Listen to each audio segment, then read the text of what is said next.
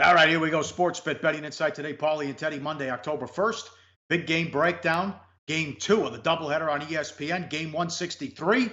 What a triple header for ESPN today. We'll go to Monday Night Football. Can anyone slow down the Chiefs and Mahomes? Play of the day before we get out of here. Every Monday we recap the NFL. Tuesday we recap college. All the betting news you need to know in less than 20 minutes. Sports Bet Betting Insight today. SBR Picks. I'm at Real Sports Bet on Twitter. He's at Teddy_covers. No good with the play of the day in college. NFL won, and also our lean on the Bengals got there as well. Bad beats, the Browns, money line, +3, +2.5. Brutal push, brutal loss. Got to get the best number always. But how about Dean Blandino? I don't see there's any way they can overturn this on the Hyde play on 3rd and short. They did. Raiders score. They go for 2. They get it. Raiders win in overtime by 3. Bad result for the books. They got sided, and the Cleveland lets another one get away, Teddy. I don't know if we can blame this on Cleveland. Cleveland played great for extended stretches in that ball game, although a lot of that had to do with the Raiders' defense. Oakland, here's a handoff off the middle. Oh, we can't touch him. Go 70 yards to the end zone. There were a couple of those plays for the Raiders. I'll give John Gruden's squad credit for their resiliency, but let's be honest. The refs took this game from Cleveland and gave it to Oakland. And I'm saying that as someone that had a Raiders ticket in his pocket. That was a wrong side winner if there ever was one. Brutal beat. You had Cleveland on the money line, Cleveland plus the points. You had a right side. Unfortunately, you had a wrong result.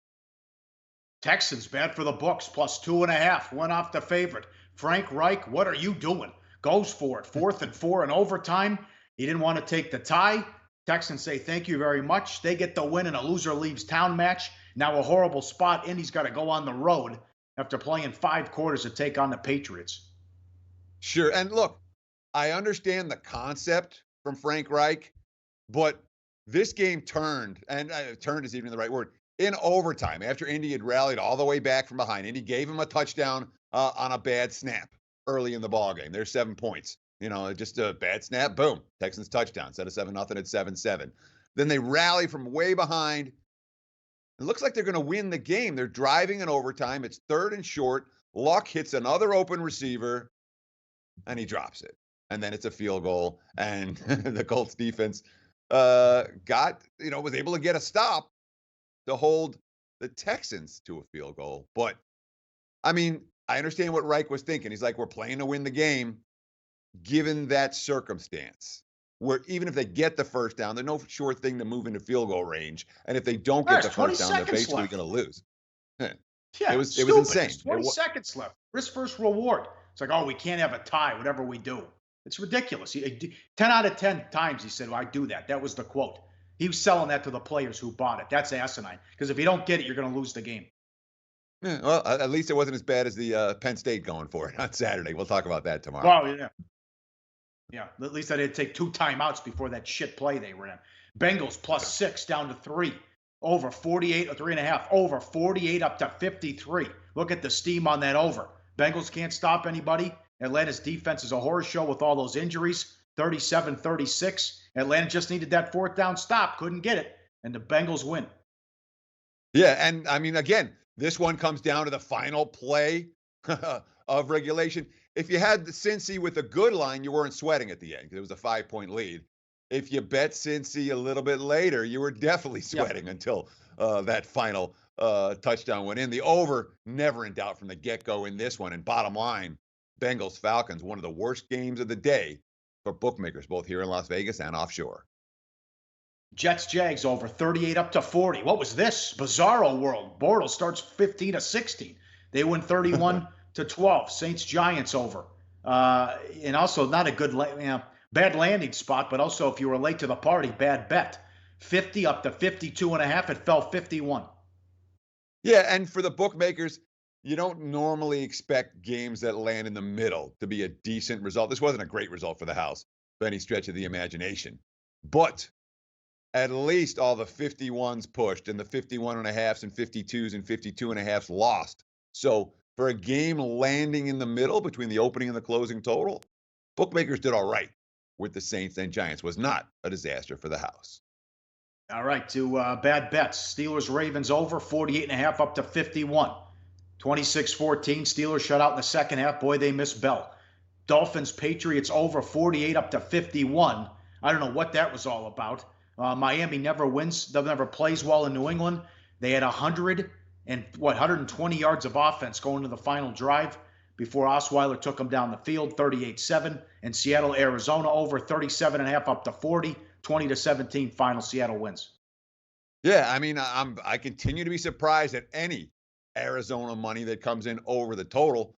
It's not like they didn't have scoring chances in that ball game, but Arizona's a dead nuts under team. The offense doesn't work. They're going to play super conservative, and the defense is solid. Yep. See that over steam. I'm not surprised that it lost, even though the botched late field goal for Arizona could have easily been 20-20 going into OT in this ball game instead of 20-17. So not necessarily a right side for underbetters. And of course, Pittsburgh, second straight week, they get a big goose egg after halftime. And a wild early start to that ball game turns into a one-sided result. Baltimore took the money.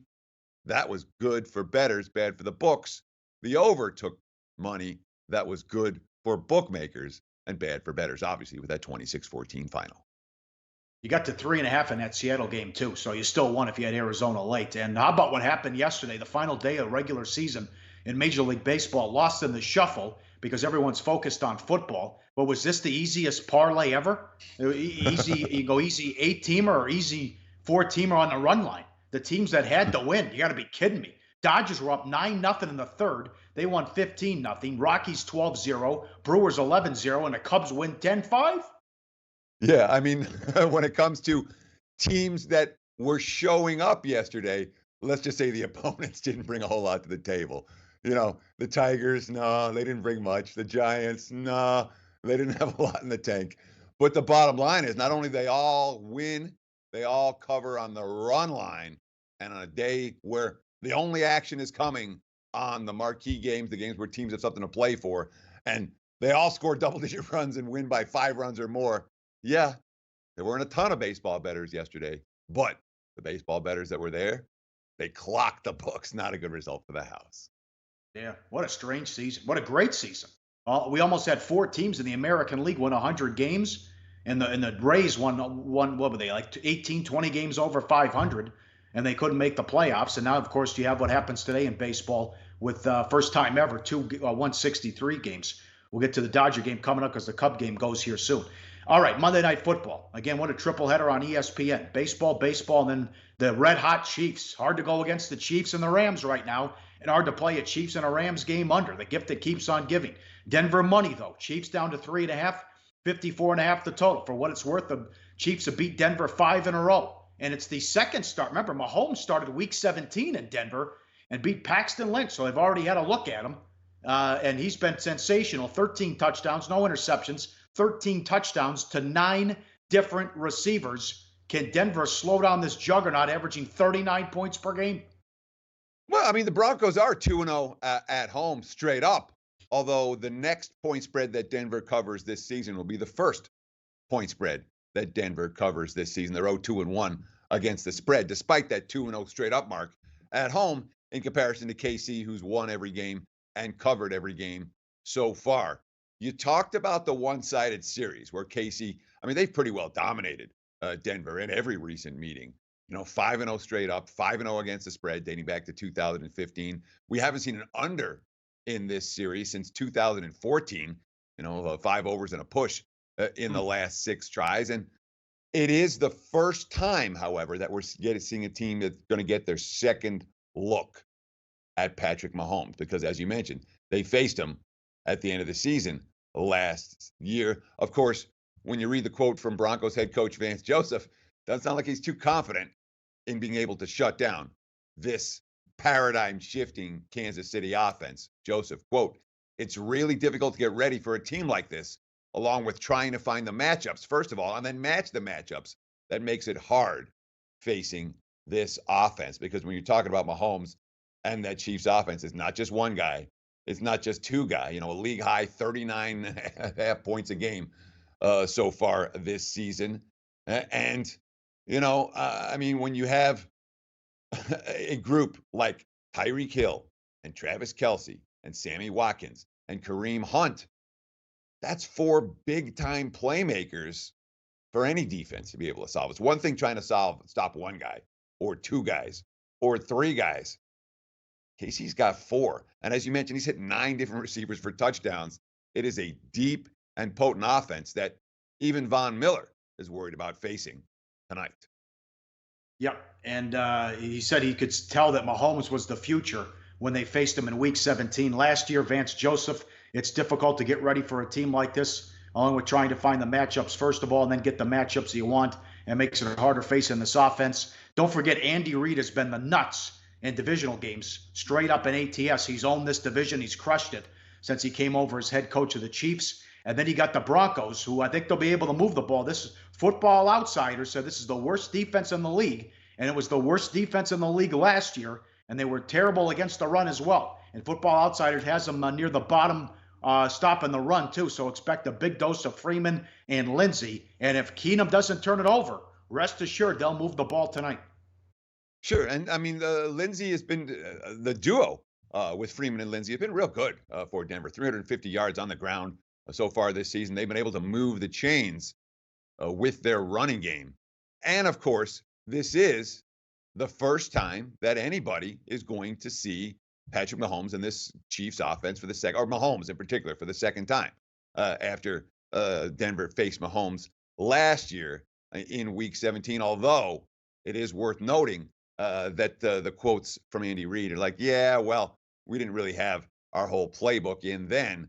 We have it in now. Yeah. Mahomes quote, we're really deep at every single position, knowing that I have those weapons. Whenever someone has to get a break, we say, if you're tired, get a break, because I know that I could trust the next guy coming in that he'll make a play. Look, from a value perspective, there's not a ton of value on KC anymore. They've been the team in the NFL that's attracted the most public betting attention. But at the same time, I still continue to think that the Chiefs are better than the Broncos. And I certainly continue to think that Andy Reid is a coach I want my money on a lot more than Vance Joseph in these divisional matchup games. There is sharp money coming in on the home underdog. There is sharp money coming in on the under in this ball game. I will not be involved with the sharp money tonight. If I'm on tonight's game, it'll be the square side KC or the over in this one. Yeah, big stretch coming for KC. Then they have Jacksonville at home, and they go to New England. And remember, someone told me, I think they said low 60s. Remember that Monday night game and coming up, the Chiefs play the Rams. That total in November is going to be sky high. They're betting the home dog on at home, which has been going into this week was 10-3 so far. They're playing that angle as well. And I'll go to the well again. No defensive or special teams touchdown. No -$2. I don't see a lot of punts in this game. I don't see a Kansas City team that's going to force some turnovers or get a pick six. And the kickoffs are going to go right through the end zone every time as well. Just don't kick the hill. I'll play $2 in that one. All right, 1 o'clock Pacific. What a matchup. Dodgers at home against the Rockies, game 163. This line's absurd, in my opinion. It's Marquez against Buehler. I think the Dodgers were only dogs 8 times the entire year. That's why even with a great record, they were bottom 5 in ROI.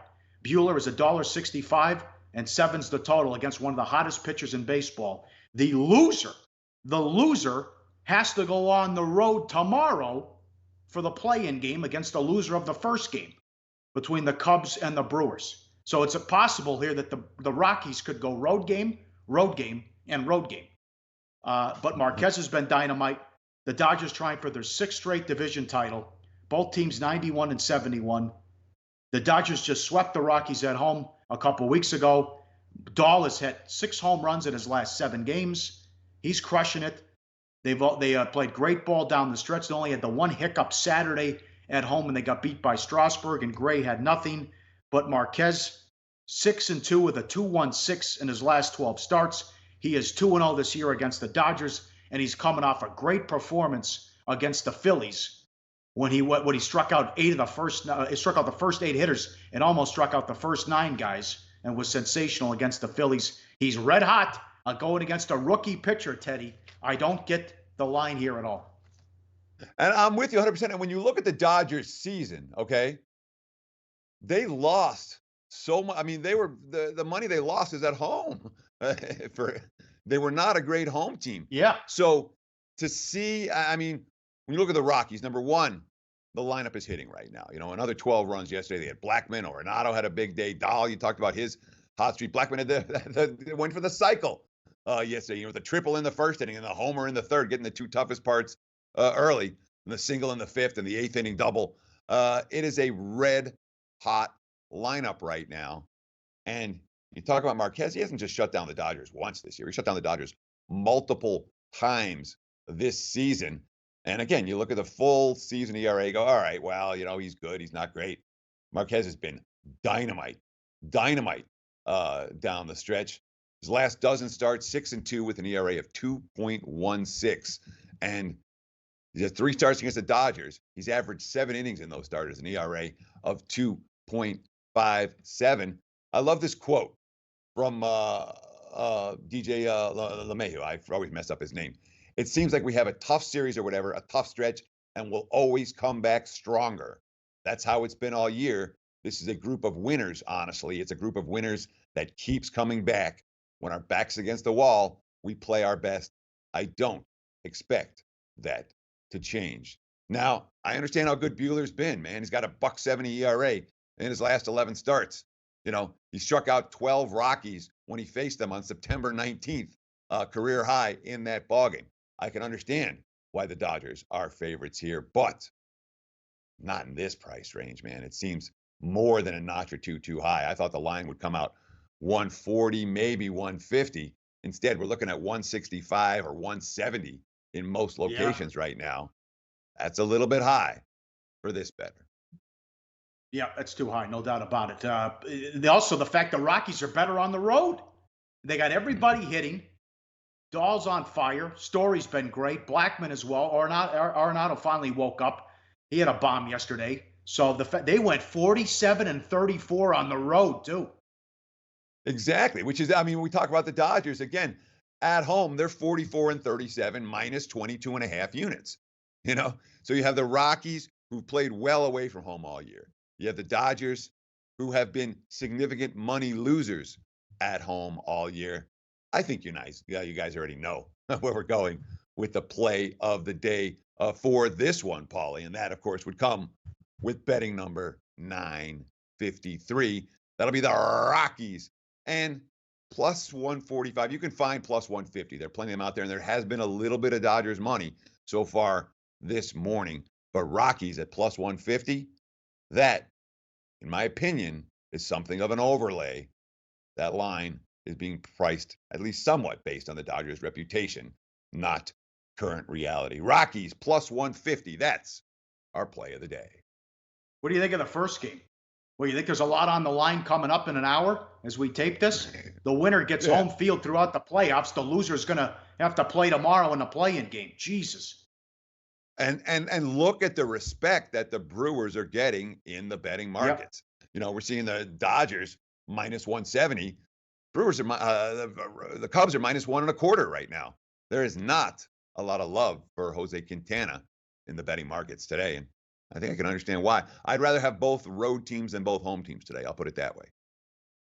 Yeah, and imagine if they have some issues there with the rain. A guy checking in from Chicago earlier today says, watch out for the weather, which that would be a real shit show if that happens. Huge edge to Milwaukee if it's tight going into the 5th or 6th. Big edge to the Brewers bullpen in this one too. I don't trust anyone in that Cubs bullpen if it's close late and if it's a tight game. Not to mention Yelich has been Babe Ruth the last 2 weeks. Incredible. Sports Bet, betting insight today. SBR picks, Pauly and Teddy. All the betting news you need to know in less than 20 minutes. Back tomorrow with the National League play-in game. Recap what happens tonight, Monday Night Football, and we'll all the beats in college football again. What was Franklin doing with Penn State? We'll run all that down as well. Low Shack in the bag coming up next. Thanks for watching. Thanks to the crew.